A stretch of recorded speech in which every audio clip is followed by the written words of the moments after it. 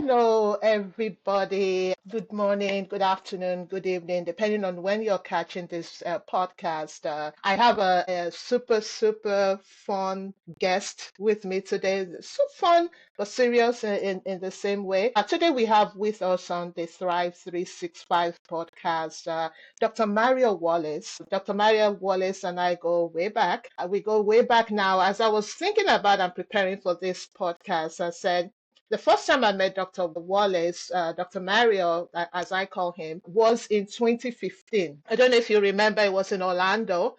And I met him in Orlando, Florida. We were brand new, spanking new. We were on this doctoral journey, and we were in Orlando for our first residency. And as we were introducing ourselves, he's introduced himself and he said he's from Arkansas, and I live in Arkansas. And I was super excited that there was somebody else from Arkansas that is also in the program, and we've stayed through together since then. Over the years, Dr. Wallace, Dr. Mario has become my accountability partner. And when I say accountability partner, people look at me and say, like, what does that mean? I said there were times during the program at Walden University where we both did our DBA, our doctorate in business administration, where I was stuck or I wanted to quit, especially after my dad's passing. And he kept encouraging me, and we would encourage each other, check up on each other and everything else. And we finished, I think you finished about 2 weeks before I finished, or Yes. 3 weeks, something Mhm, like that, mhm, before I finished. mhm. So I'm super excited to be interviewing him today. And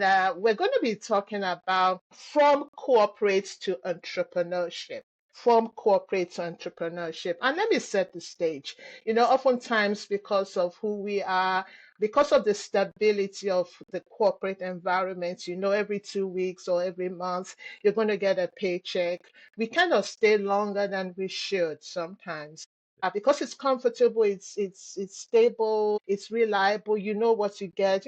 Politics aside, you just know what you get. And I really, really respect Dr. Mario because he has taken that plunge from the corporate environment into entrepreneurship. And during the course of this podcast, we're going to talk a lot about that. So let's get started. Dr. Mario, introduce yourself, and then I'll start with the questions. Yeah, thank you, Dr. Abi Adeleke, for even having me here, and I'm excited about your new Thrive 365. I think it's going to do marvelous things. So I'm Dr. Mario Wallace, the CEO and founder of All Things Strategic. It's a consulting firm that works with minority, corporate, and small business owners to help make them irreplaceable in corporate and in the workplace, and as entrepreneurs. I also teach at the University of Central Arkansas as a professor of leadership for community engagement, where I work with a lot of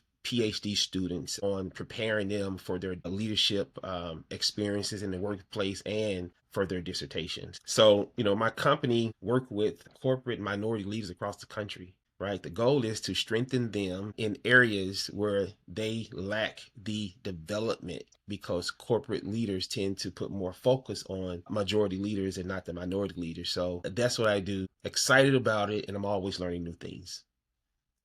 Thank you so much, Dr. Mario. I think because we're both DBAs, we both have a doctorate, there's just a respect that we have one for another professionally. And even though I could call him Mario, or he could call me Abby or something like that, but when you have earned the doctorate, please put some respect on it. On our side, because this is the season where you see a lot of people, and not, no disrespect, no dish to people Right. who have Okay. an honorary degree, but we earned it.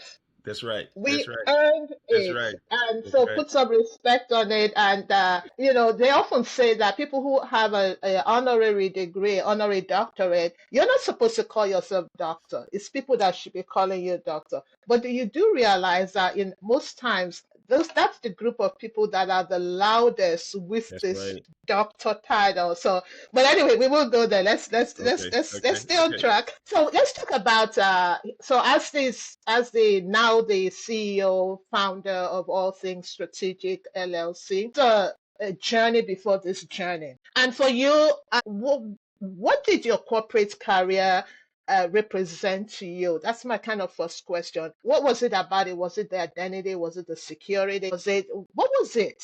So, my corporate, what it meant to me was both security and identity. When I say security, I mean that it's a budget driven large corporate organizations are budget driven. And given that it's budget driven, it's guaranteed pay, right? So if you're paid weekly, bi-weekly, or monthly, you know that you will receive a deposit into your bank account periodically. So that was one of the status. And the thing about it is, from security, how do you grow into corporate organization? I mean, upward mobility. And what I do know is that credentials is currency. And I want to say it again. Credentials in corporate America, that is the currency, right? So what I mean by that, so education is encouraged in corporate America, right? Getting your degrees, getting certification, those particular things are encouraged in corporate America. And in order to thrive, in order to achieve promotions in corporate, you have to have a sense of credentials. So credentials are important. So throughout my career, I was mainly in corporate America a business strategist to help executive leaders create strategic priorities to advance their organizations. And in order to achieve that level, I have to have both degree, whether a bachelor's, but preferably a master's, and I have to have a certification in a specific area concentrated on strategy management. So those things are what kept me focused, and those things are what created my sense of identity in corporate America. So, and I know you when we met, you were in Little Rock, and then from there you went to Ohio. Yes. And so you've had an extensive working with leaders, and Dr. Mario has been really modest in his analysis. He's a corporate strategist. He was a university strategist, determining the strategy for the next 5, 10 years. So this is like it's a body of work. It But is. It even is. and rightfully so. But even while you were doing that, there was a bug, because I know that even while you were doing that, you were already starting to write. You were already starting to write on strategy. You were already starting, because I know I've attended a number of your sessions on Saturday mornings and things like that. But when was that turning point where you sat down and you say, now it's time to leave this corporate environment. Now it's time to thrive outside of the corporate environment. And even though, maybe, I don't know, but you took the plunge. What was the trigger? So again, corporate, right? I achieved upward mobility through credentials, having a certification in the balanced scorecard and Lean Six Sigma, as well as a degree, a master's degree. So at this organization, I was working with the chief human resources officer and the provost, and the chancellor of the institution approached us and said he wanted us to develop a strategic plan, a 10-year plan to advance healthcare across the state of Arkansas. And I began to do the work. I was the chosen one because I was the only one in the organization that had the competency to do the work without having to go to an outside consultant, which would cost the institution hundreds of thousands of dollars. So they chose me. So we built a team and I started to work on strategy. And the person I reported to, the chief human resources officer, resigned and moved on to another organization, which left me in a temporary space. So I had to report my work to someone else. And that person, within the first 2 weeks, showed me that I was replaceable, in so many words. Within 2 weeks, I was told that I needed to start to train someone else and upskill them on the things that I knew how to do. And that was concerning for me, given that I had put in all the years of education and strategies that I had developed and tested and redesigned and redeveloped and tested until I got to a level of expertise. So maybe 3 weeks into that role, reporting to someone else temporarily, I started to be micromanaged, and it led to a lot of stress. It led to a feeling that I didn't belong anymore, and to the point where I started to go to meetings, and this person would yell at me about the work that I was doing, and not being a team player, meaning not training and upskilling the person that she wanted me to upskill. And that understanding and experiencing been in a place where I felt I didn't belong anymore in a role that I was the only expert in. It shifted my ideas and direction and led me to start to think about entrepreneurship. And at that moment, I did, although I didn't necessarily transition out. At the moment, I set up my company and started to try to engage people to see would there be some type of success as an entrepreneur. You make a lot of key points. A lot of us in the workplace at crossroads. A lot of my audience, they're at crossroads, and a lot of it is it's not as if we want to leave corporate America, but scenarios like the one you just described begin to make us feel like it's time to do something different. Microaggressions, Yes. being edged out of conversations. And the interesting thing, which a lot of people can relate to, is you see those things play out before your very eyes. That's And right. you're initially, it's kind of like, no, it's not happening. Oh, yeah, it is happening. And they always say, leave when the ovation is the loudest. But as you made that transition, what was the most challenging thing or part of transitioning out of a very structured 9 to 5 to the uncertainties of entrepreneurship? Because I know we glorify entrepreneurship, but there's an uncertainty about entrepreneurship. What were some of those challenges for you in transitioning out of a 9 to 5, or whatever hours we have to do? Because most of us, if you're salaried, 9 to 5 really doesn't really apply. You're taking work home.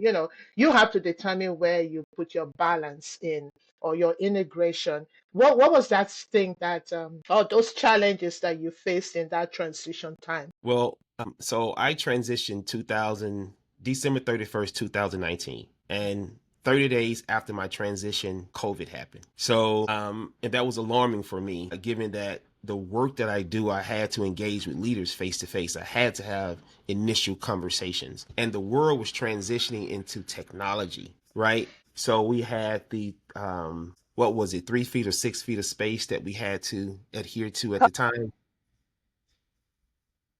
So because of that, organizations was trying to strategize and figure out how to sustain and continue to compete.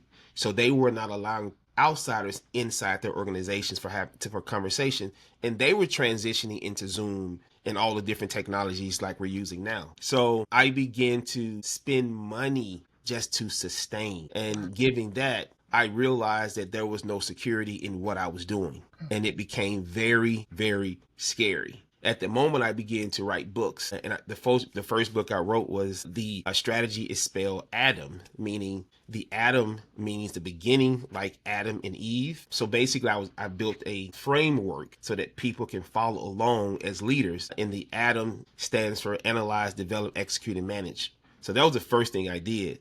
But that's when I realized that I had to generate revenue a different way, given that I could not connect with organization to gain those particular contracts. Another thing what was difficult for me was realizing that credentials in corporate didn't mean a lot as an entrepreneur. Mm. The credentials are different, right? Certification as a change management practitioner, as a strategy practitioner, as a Lean Six Sigma practitioner. Those things didn't mean a lot as an entrepreneur, meaning the entrepreneurs need licensure and certification such as SAMS, certification to get government contracts. To be a minority business owner was a type of certification.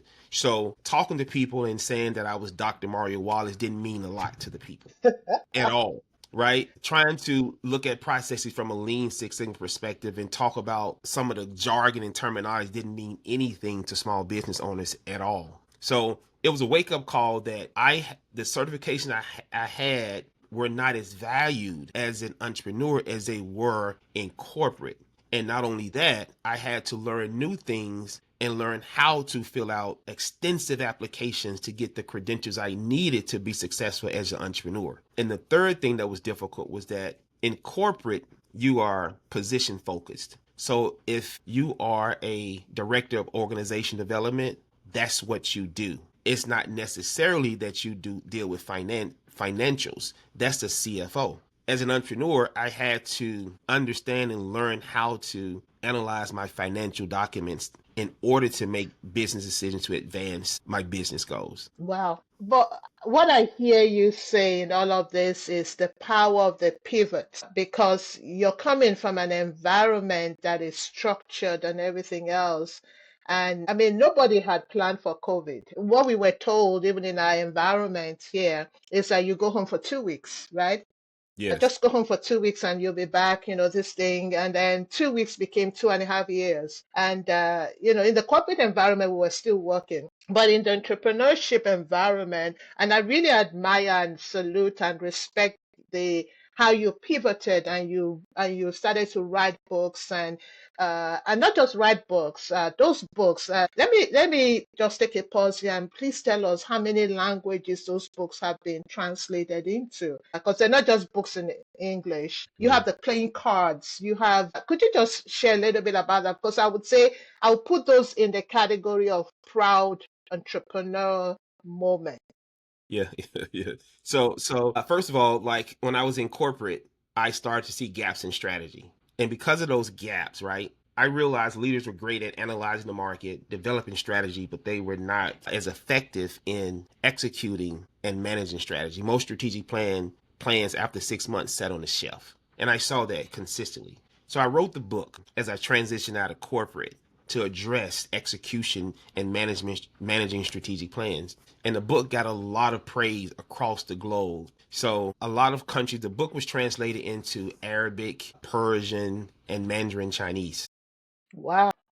So I started to receive pictures of students in class and professors teaching from my textbooks at their universities. So basically the books were adopted as curriculum, as textbook curriculum at universities. So that was awesome. And not only that, I was brought on as like a podcast where although the language was interpreted, but I was brought on as an expert in Arthur of strategy is spelled Adam. But not only that particular book, but The Unstoppable Leader was also Mhm. translated. And is used as a textbook in multiple countries today. So that's a proud achievement. I never expected that. I never thought that, although I am a researcher and I conduct research, and I know that academic research papers will be accepted and read by people across the globe. But I never thought that my own books that I authored would gain that sense of status Oh wow. across the globe.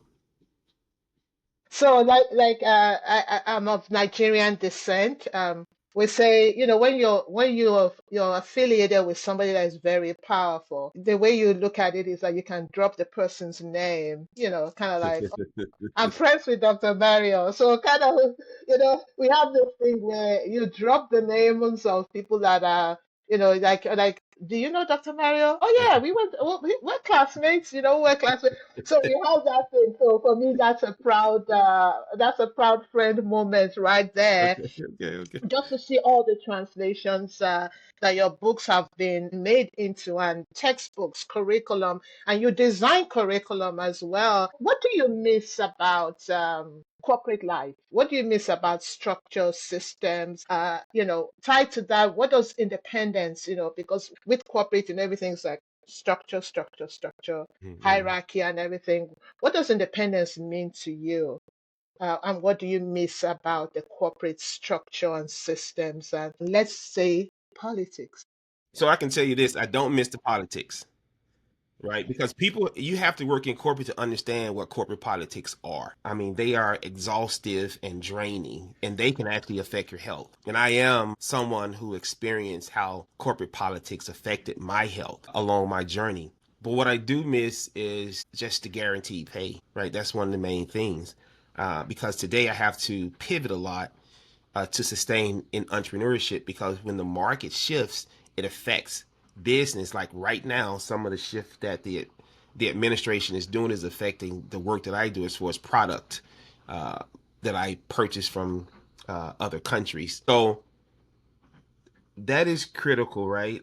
I have to pivot. I have to get little consulting jobs, because right now I do maybe 20 hours a week with Goldman Sachs, small businesses, to work with small businesses across the country, and that is consistent money that comes in, right? While I continue to go out and try to identify new leads for my business, that is something that's consistent. So in corporate, I never had that problem. I knew that monthly, because I was salaried, that I would get paid a lump sum every month, and it would take care of all of my bills and the lifestyle that I wanted to live. Right. So also I teach at UCA, which is more money that comes in that balances out the work that I do. And both of the positions are remote. So, and I can do them on my own time. So it doesn't interfere with the work that I do with my own business. So the structure, the identity, because when I work with small business owners today, and if I'm not working with a corporate leader,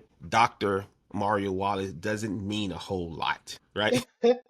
So you get humbled. It's a humbling experience that people people accept you for your value, not necessarily your title when working with Mm. entrepreneurs, Can you right? say that again? People respect you for your value and not necessarily your title, right? Mm. They respect you for the value that you can contribute to their business, to their growth, right, to their sense of being, and not necessarily your title. When I work with, and these are entrepreneurs, small business entrepreneurs. When I work with corporate and corporate leaders, then the title comes back into play. The Mm. credentials come back into play. So I have to shift between working with and understanding that value is very important for the entrepreneur. Credentials are very important for the corporate leaders. Wow, that is powerful. That is profound. I don't want you to gloss over the work that you do with Goldman Sachs. Can you take a couple of minutes and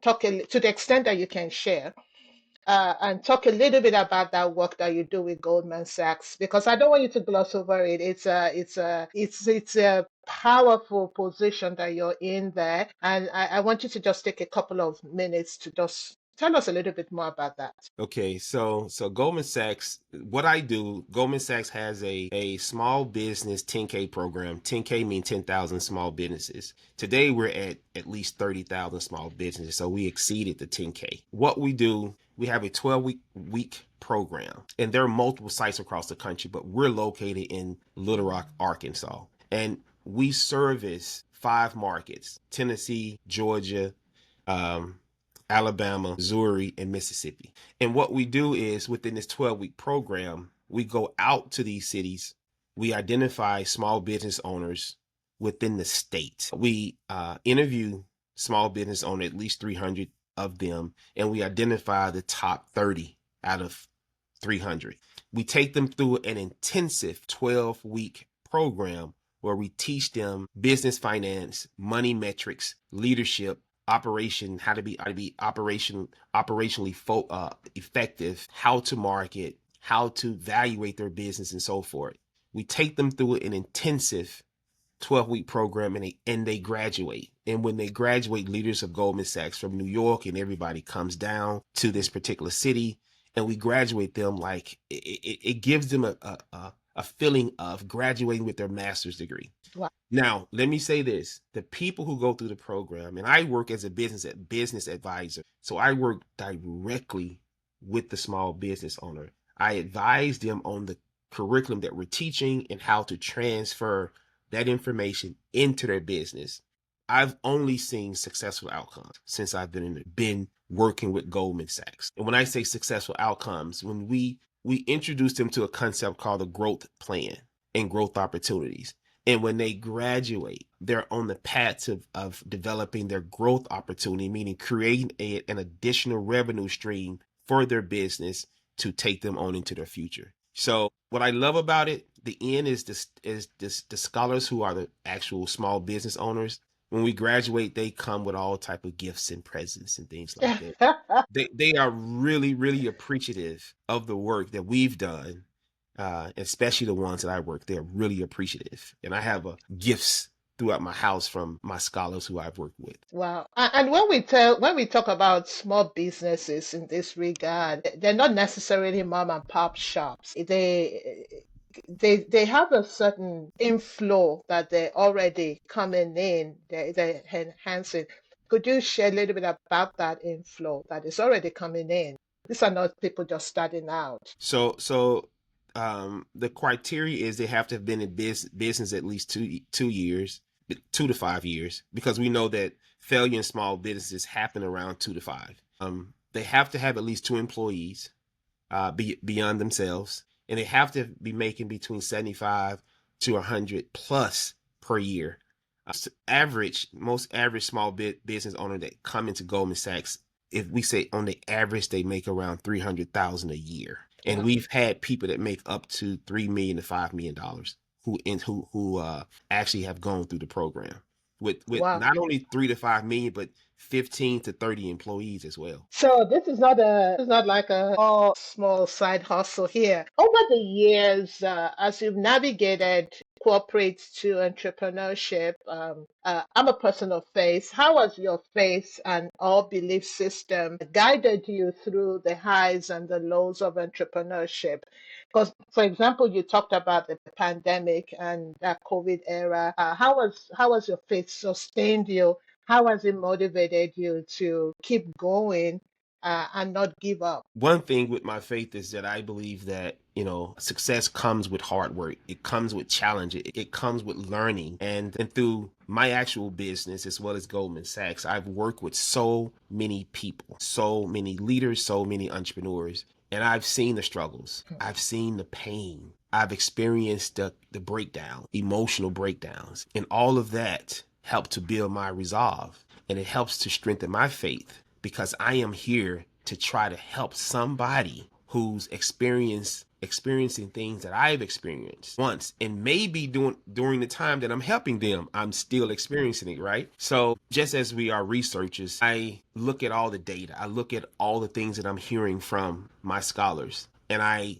find how to make those adjustments and how to help them to identify innovative concepts to drive their business. And in that, it continued to build my resolve. I take most things that I'm learning, although I am the advisor and although I am the coach and the consulting, I take most things that I'm learning to help strengthen small business owners' efforts in the industry, and I transfer those things back to what I am doing. And it strengthens me, it strengthens my faith, it strengthens my belief, and it strengthens my business. And not only that, it helps me to effectively bring change to not only people I worked with, but also the communities that my hometown community and communities across the South that I work with in this capacity. Thank you. Oftentimes people feel like as an entrepreneur or a corporate strategist or researcher like we are, that you have it all figured out and you're there to just teach other people and not learn. Oftentimes you're learning from the people that you're teaching and you're working through certain things that as you're even teaching and talking, you're preaching to yourself, literally. Mm-hmm. Like in some of those instances, you're preaching to yourself. As we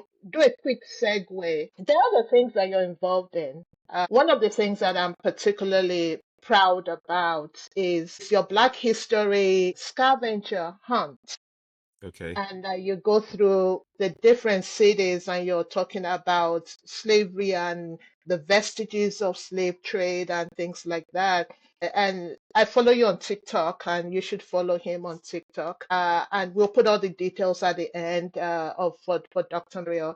And that's scavenger hunts are places that I've never even heard of, and I've lived here Yeah. for over 3 decades.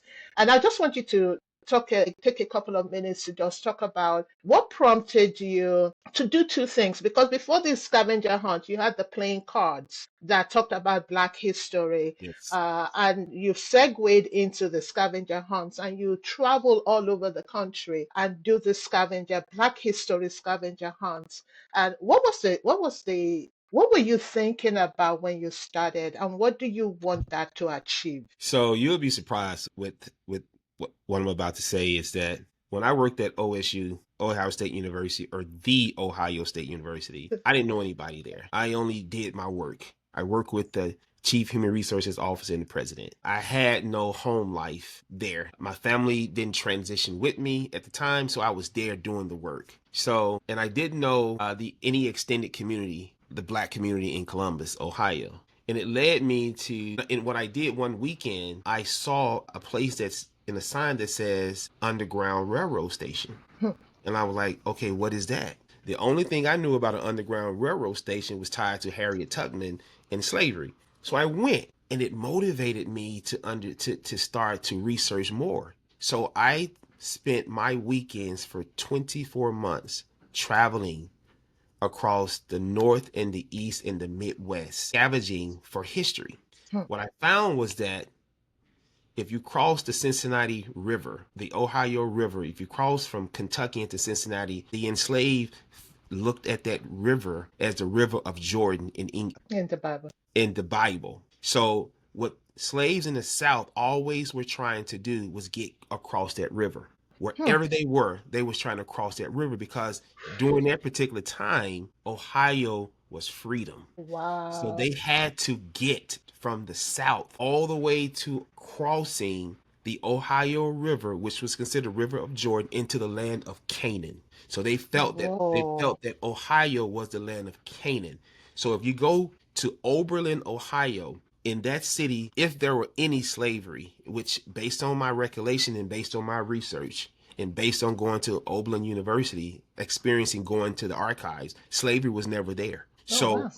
So the journey was to get there. And from there, cross over into Canada, well, go to Sandusky, and from Sandusky, Ohio, into Canada, where freedom was at. So that prompted me. That is what encouraged me. It's living in Wow. Ohio.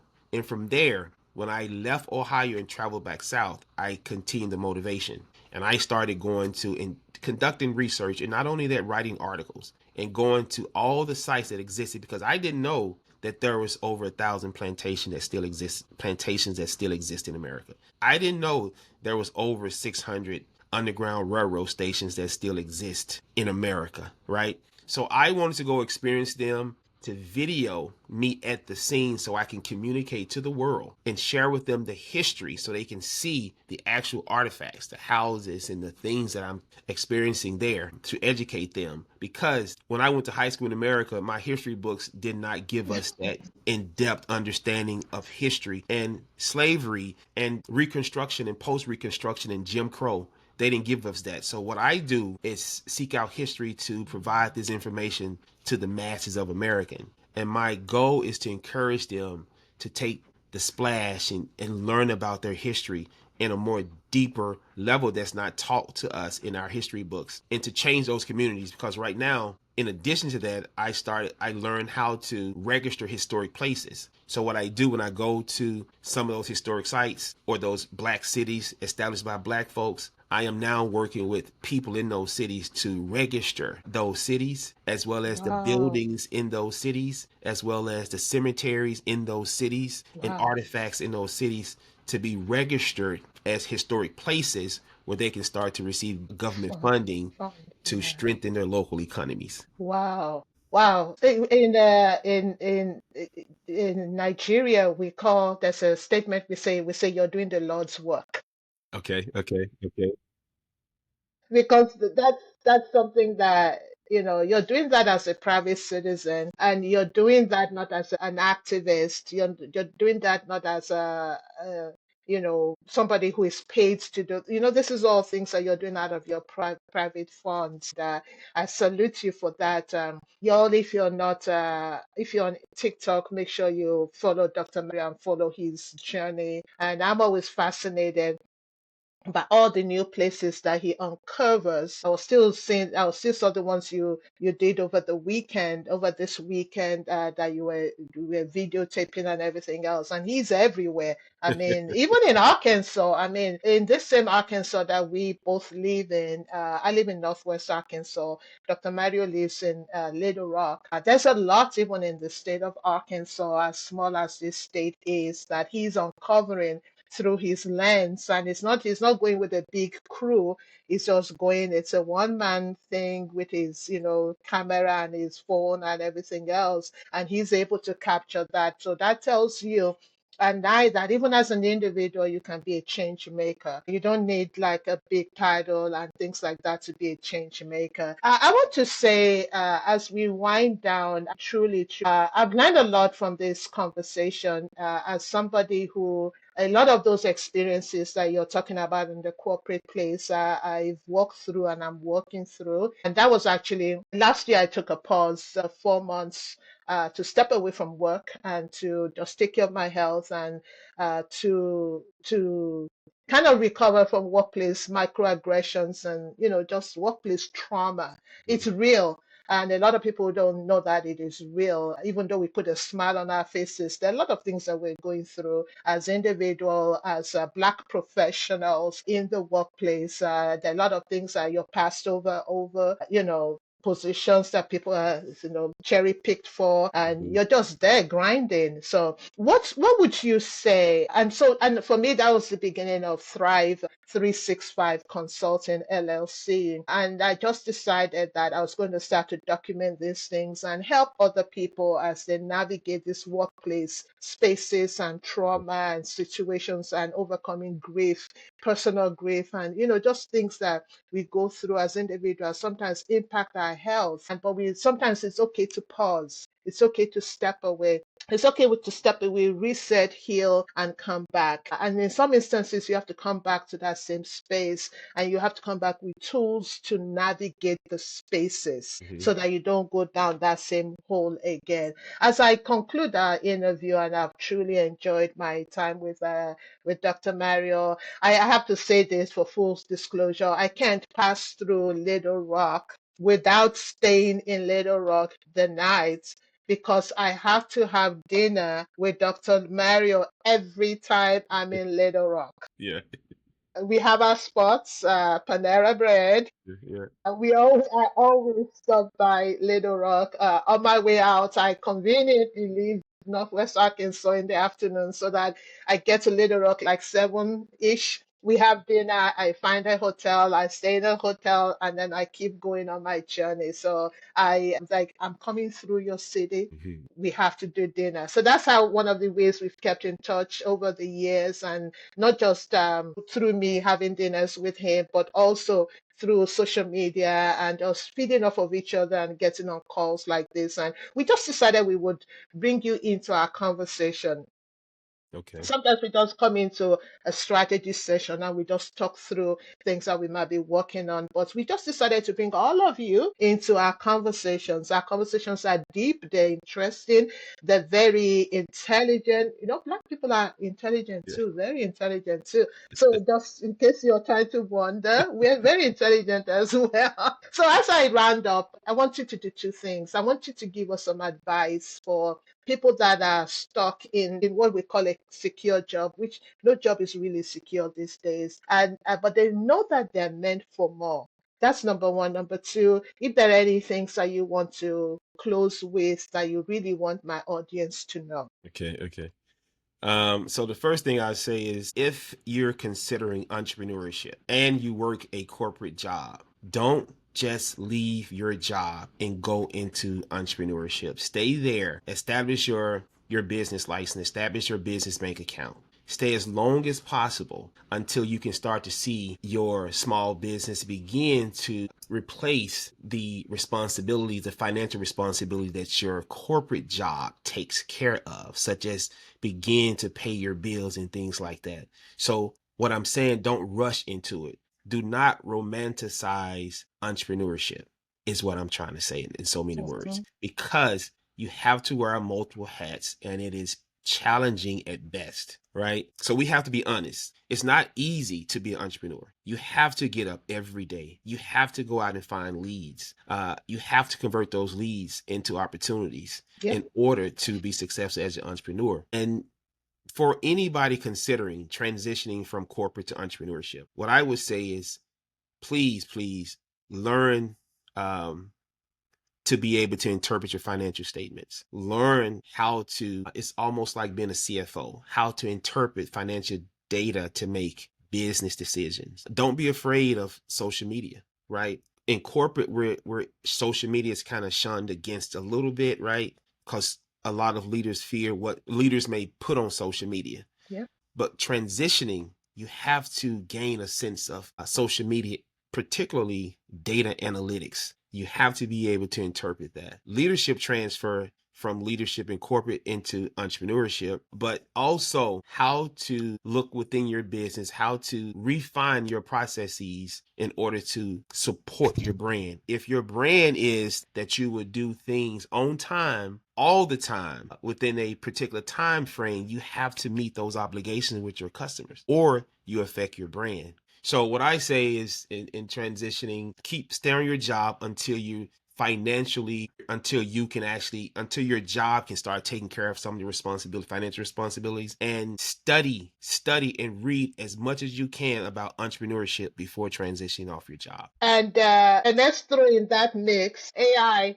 And Yeah, that's a yes. whole new area that we could have another whole episode on AI and how AI is transforming entrepreneurship. And now, even in the corporate environment, we're being tasked to include and to engage more with Mm-hmm, AI, mm-hmm, even in the mm-hmm. corporate world. And, it's not just, it wasn't just, initially it was just, oh, it's cute. Is that some new thing that is cute? But now people are really seeing the value of AI and how it's changing the game, even for entrepreneurship and even for people who are in that weird space between corporate and entrepreneurship. Anything else you want to close with as I kind of pull the curtain on this Yeah. episode? And I think you talked about it before as it relates to how we engage in intellectual conversations. Networking as a corporate leader, because again, I still work with corporate leaders uh, and entrepreneurs.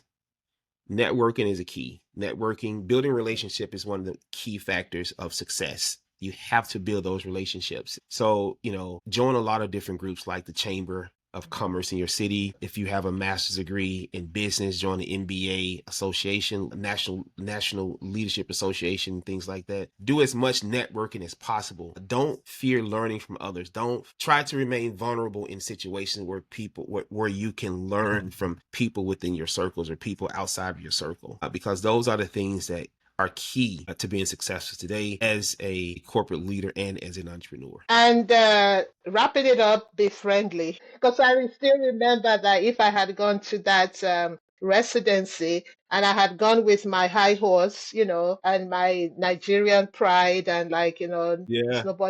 there's nobody as good as I am, and had not engaged in talking to Dr. Mario, and we probably won't even be having this conversation. We would just say, oh, we went to school together, and we won't have this affiliation, association, and this rapport and this friendship that we've had over the past 10 years and counting. And I'm proud to call Dr. Mario my friend and my accountability partner. And with that, I just want to say thank you to everybody. I want to say thank you, Dr. Thank Mario. you. Thank you. He's been really modest in a lot of the things he has said. If you follow him on LinkedIn, you will see his body of work. If you follow him on TikTok, you will see the body of work as it relates to Black history. And even if you just Google his name, Google is your friend.